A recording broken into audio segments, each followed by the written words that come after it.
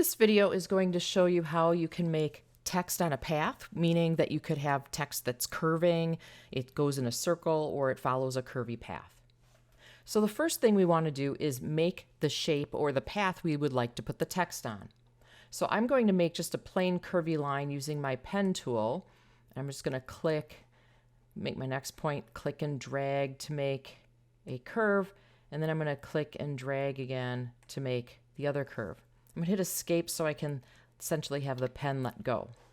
Then I'm also going to change to my selection tool so I can move this object around. Now, this is a little weird. When you're creating things with a line, it works best, I think, to get rid of the fill so you only see the line.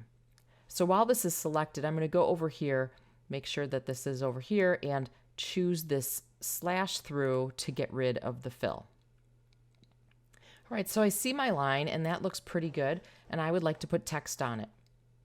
So over here, the type tool has a selection here. If you click and hold, and there is type on a path. So I'm going to select that. And then what I'm going to do is roll over my path I want to put the text on. And then notice how the word path comes up. It kind of changes. If I don't have that tool selected, I had type. Notice the cursor changes and it says path when I'm on it. So that's what I'm going to be looking for before I click. So I click on that, and it's going to put some temporary text in, and then I can just go ahead and type. So I'm just going to say this is some text on a path. And notice it curves along the line. Now at this point, when you add text to a path, the line itself disappears. So if I use the selection tool and click off of it, notice you only see the text. The line's still there, and I can click it and move it around. And I can also change how that line looks by using the direct selection tool. And I can click on these control points, and I can stretch it around. I can change the curve or the angle, and the text moves along with it.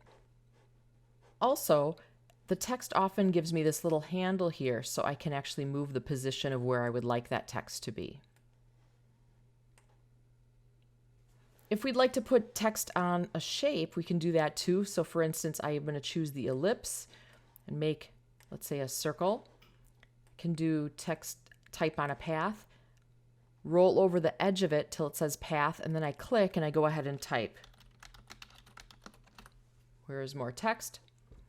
And I want to point out again that the shape disappears.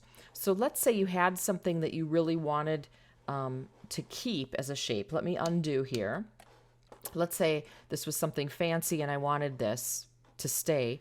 What I'm going to do is I'm going to make a copy of this. So I can do the Control-C, Control-V like any normal program, or I can say Edit, Copy, and then Edit, Paste. So now I have a second copy of that. I'm just going to move it off to the side. We'll move it on top after. And then I'm going to use this text on a path tool, type on a path, roll over it, and say, here is some text. And then I can move that over the top of my, my shape, and then I can have both. So be aware, if you put it on a curve or a shape, it will disappear. And so really that's the basics of adding type to a path.